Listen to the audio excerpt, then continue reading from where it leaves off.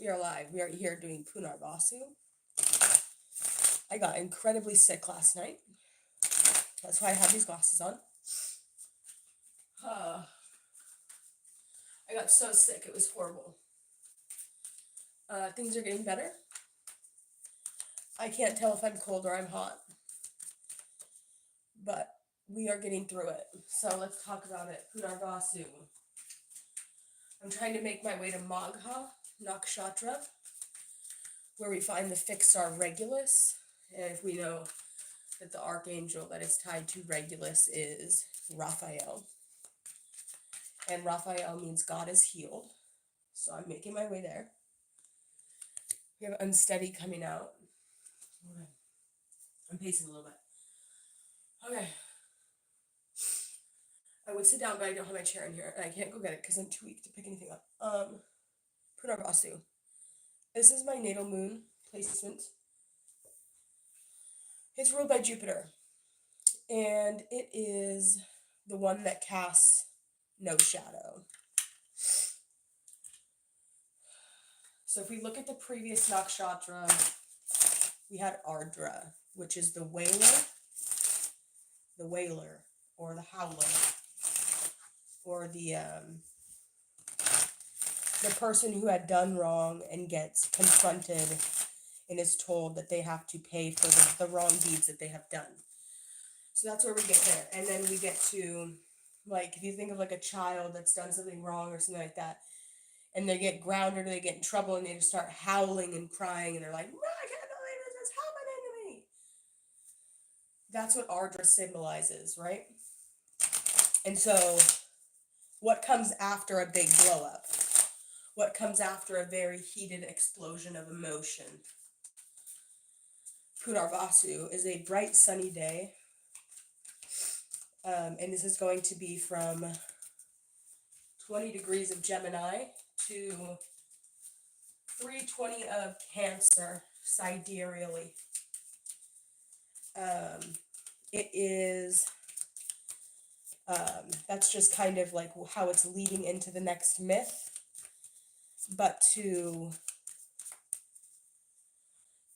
complete the story, we have 41-4 here. I'm not sure. That came out earlier. Sorry, I'm pacing. We have, so Brahma. When Brahma decided that he was going to create this universe, he created Aditi, is the name of the deity that rules here. And it's known as the mother of the gods, or the fifth element. So when you draw a pentagram, when you're doing high magic or when you're doing any kind of magic, right, you put your sword mudra out and you go like this, right? We're going to do a banishing one. We'll do a banishing one. You start at the spirit at the top of the pentagram and you would go down to fire, and then you would go over to water, to air, to earth, and then back to spirit. And so that top fifth element would be considered Aditi. So that is the substance of which every single thing in the universe is made out of. In like, what is it called? Indian mythology. 20 degrees of Gemini to 2040 to 3 degrees 20 of sidereal Cancer. So if we're talking about manifestations, if we're looking at talismans, if we are looking for ways to get the things we need, right?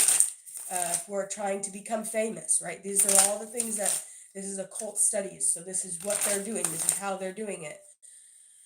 I heard last night that if you want to like make a hit song as a magician, a lot of times they will write a song for a planet in its exalted placement. So like, I think that the term he gave was for Saturn and Libra was don't fear the reaper. He gave another one for the Sun and Aries, but I didn't know the song. So that is something they do in regards to people that are applying these occult things and getting massive rewards and results from using them. Obviously, they have people that are from the inside that are teaching them. I'm just putting them all together myself. We have Bothered. Okay, be bothered. I don't give a fuck. Okay, hababa. So punarvasu is the one that casts no shadow, and why they say that is because it is opposing Abhijit nakshatra. Abhijit nakshatra is the hidden 28th nakshatra. If you guys watch GG33 and you see him talk about the number 28, all the richest people in the world were born on the 28th day of the month. I believe Elon Musk was, Bill Gates was, and that's why they keep it hidden from you, because they don't want you to have access to these powers, because they're powerful, and it will bring you wealth, and it will bring you success, and it will bring you power in the world. So I have my natal moon here. It is at the root or the core of my fixed or my cardinal cross. So it's not necessarily the most beneficial moon. It's already under naturally a lot of pressure, but we're working with it. So let's pull some cards. I don't even know what I'm going to call them. Where are they at? Oh, I don't feel good. How do you get sick in the summertime? I don't get that. I don't get that. I really don't.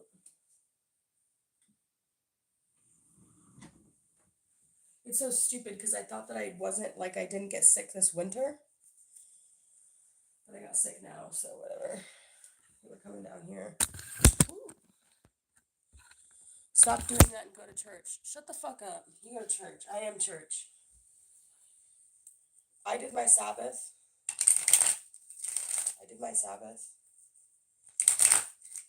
Okay. Let's see. We have employee.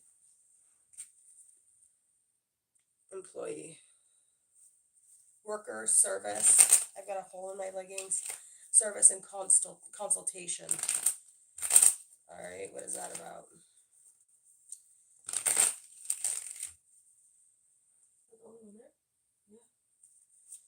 What is this employee?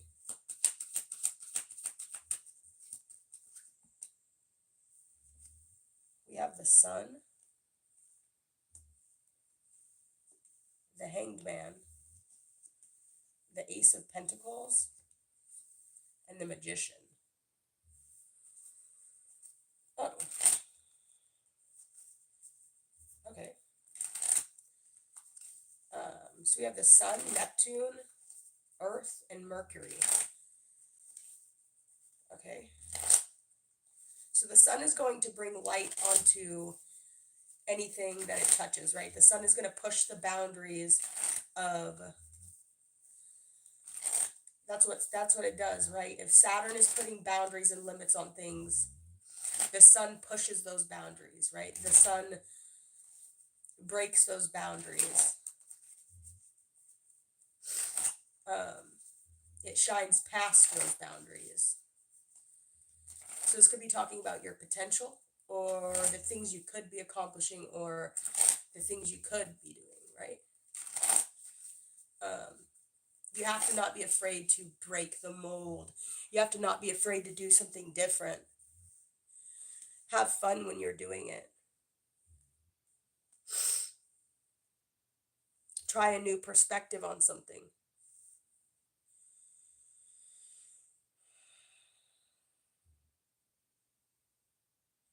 This could also talk about like your evolution of growing up. We see here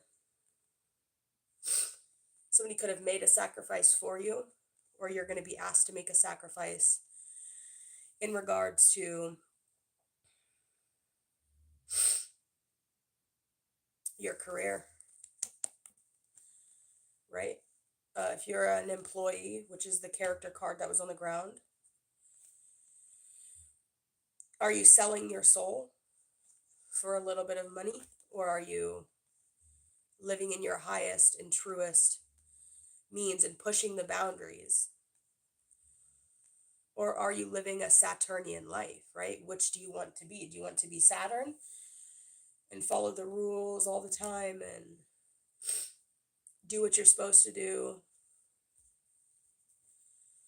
say what you're supposed to say, not hurt anyone's feelings? Or are you willing to surrender that? Are you willing to sacrifice that for a little bit of money? Or are you the type of person that's going to push it to the limit and make your world what it is that you desire it to be? Are you going to take control? Or are you going to cause life, or are you going to be an effect? Are you going to cause effects, or are you going to be affected by other people's causes? Right, which would tie back to the Kabbalion. I don't remember which principle it is, but it's cause and effect. Great masters cause life, something like that. There's new beginnings and career opportunities in regards to money coming in for you.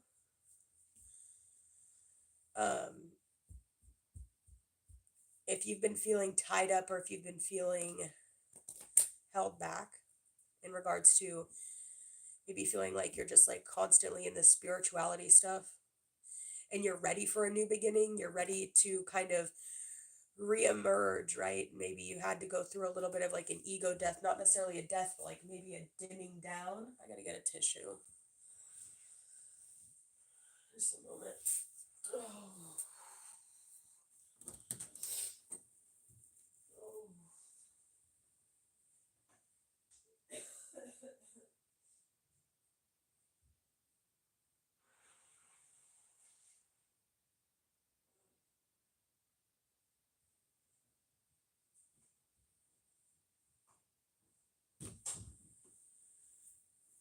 Okay.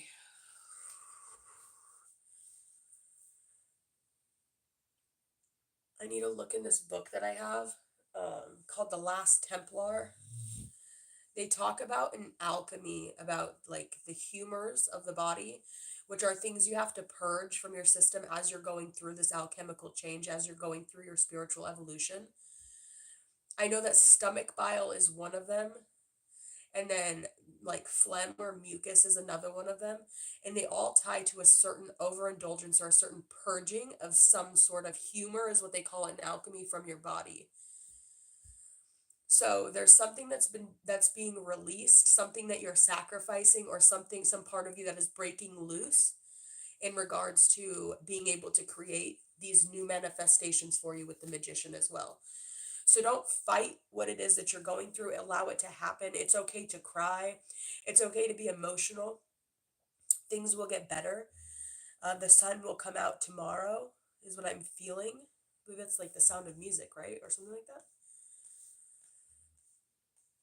Okay. Now we have the Fool. Oh, shut up. The Seven of Swords. And the Queen of Pentacles reversed. And then the Page of Wands.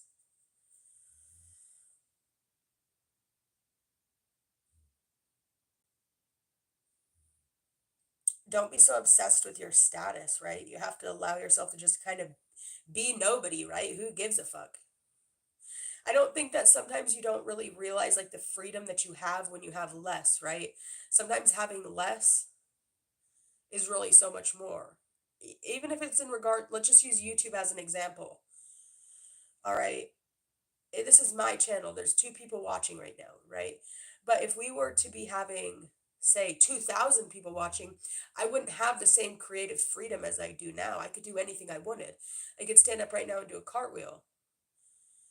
I could do anything I really wanted. There's nothing that would stop me. There's not a group of people that are expecting me or that need me to be anything. I can be whatever I want. My creative freedom is still so open because my audience isn't fucking ginormous.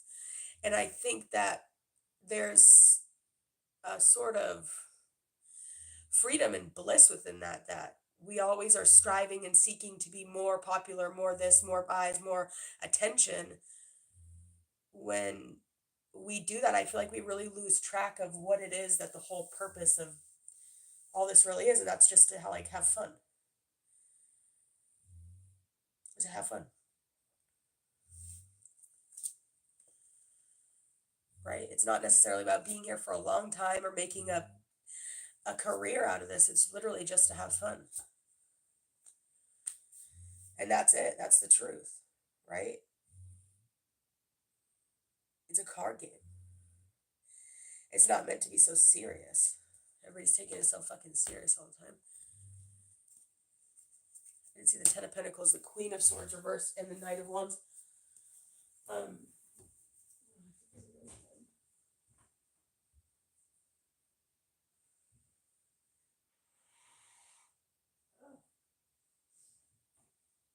so annoying. Are you sleeping, little dog? I love you.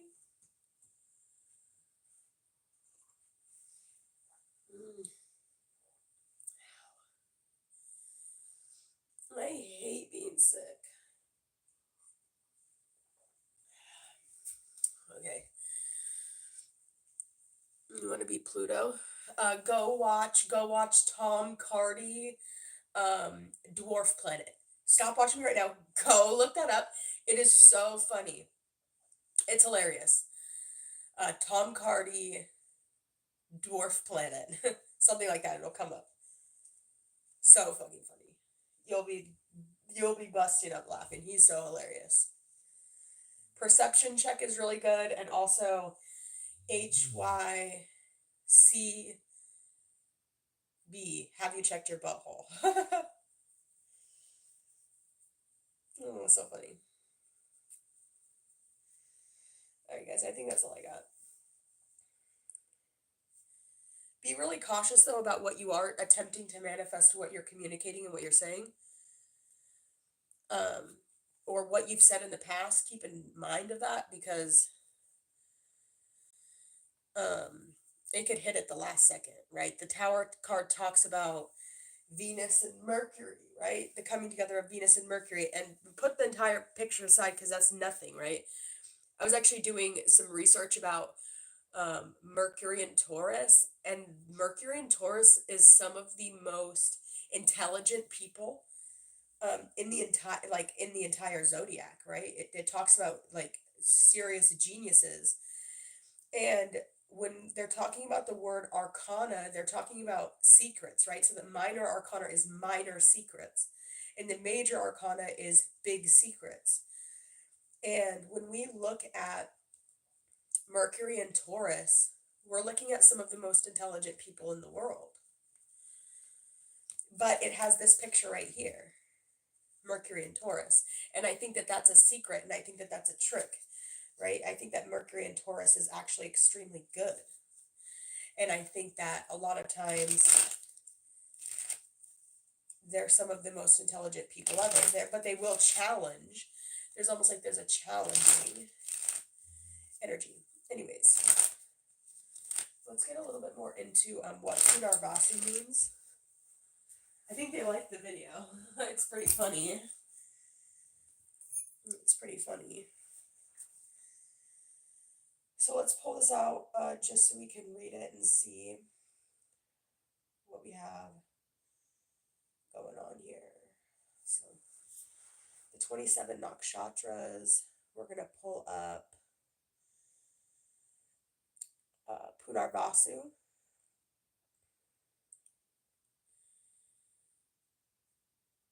We have the moon at 20 degrees through 2320 of Gemini, which is the first pada. Hairy, fat-bodied, suffering from imbalances of air, wise but arrogant, passionate, and of quick temper. And that's what we have here for the sun, right? So this person could still be extremely charming with that Knight of Cups. Right, it is a Jupiter-ruled nakshatra, so they are usually a little bit plumper, just naturally. Like, I have this as my moon. I also have a Jupiter rising. And I've always been kind of just like I mean, I'm not like fat, but I've just been plump. I'm just plump. That's not bad. But working on being your arrogance with that sun coming up could be like a lot of ego, especially if you have your sun here. Let's see what we have for the second one. I have mine in the fourth pada though. Okay, let's see.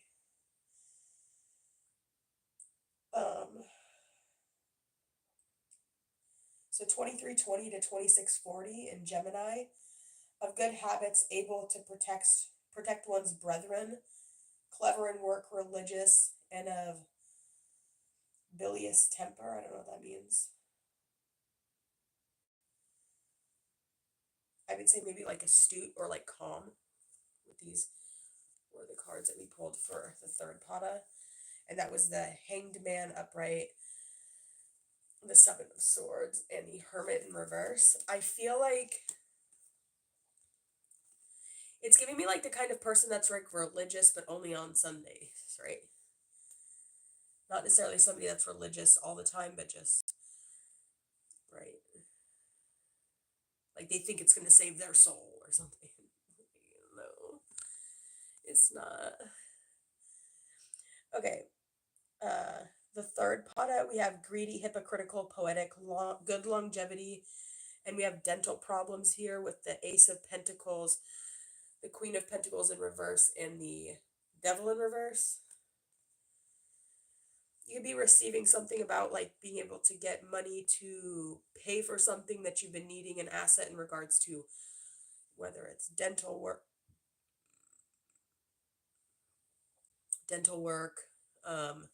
There could have also been some sort of sacrifice that was done here that in the long term is going to bring you a lot of financial abundance.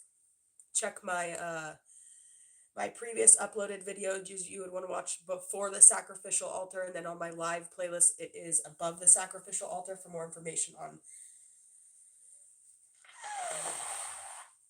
that.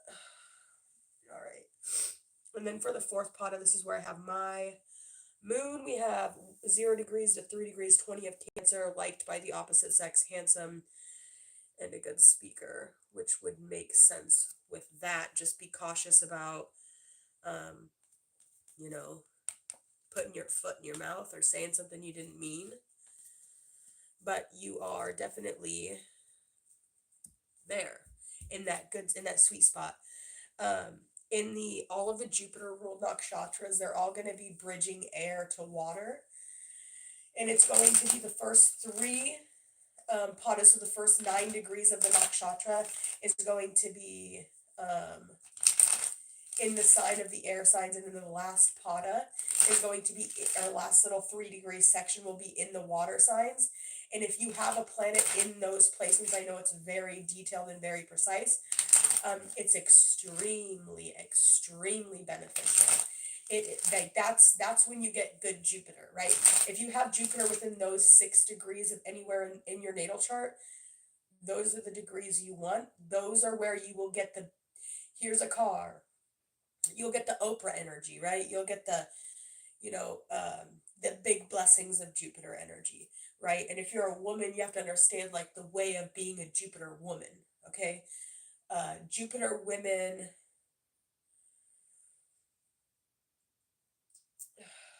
there's a sort of openness about them. There's a sort of laid backness about them. Yeah. As opposed to a Saturnian woman, right? And for that, you'd want to take a look at what's going on in your 7th house. It's kind of a little bit off topic. I myself am just Jupiterian completely in nature. Right, I've got I think a 2 degree Cancer moon and a 1 degree Pisces ascendant. So I have my moon and my rising both in those sweet spots of the Jupiter ruled nakshatras, which is extremely beneficial. I also have Jupiter in that same nakshatra, but it's in Aquarius. So Jupiter's great. Jupiter's very good. It rules the throat chakra. I currently have Saturn retrograding right on top of my Jupiter. And they sacrificed my voice, so I don't really have a voice right now. It'll come back though. Okay. We have nature.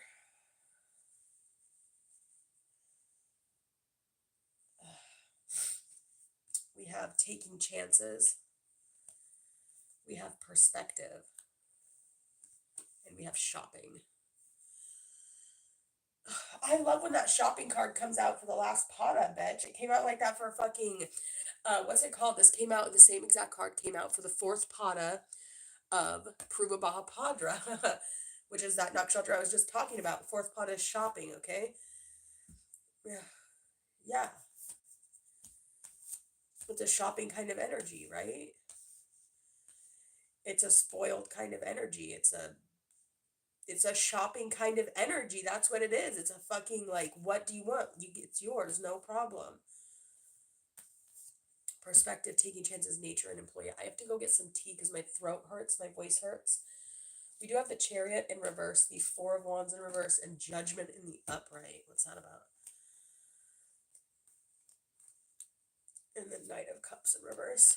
Just something might be taking too long. You could be getting a car, or you could be working on getting a car. There could be somebody that's going to come into your life that's going to help you get the car you need. Whether you need like a cosigner or something, I don't know. That just kind of came out.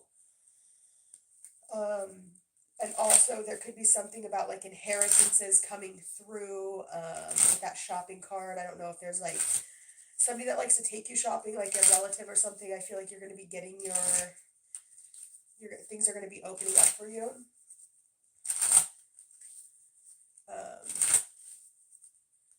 Things are going to be opening up for you. Receiving the codes you need, receiving the information you need.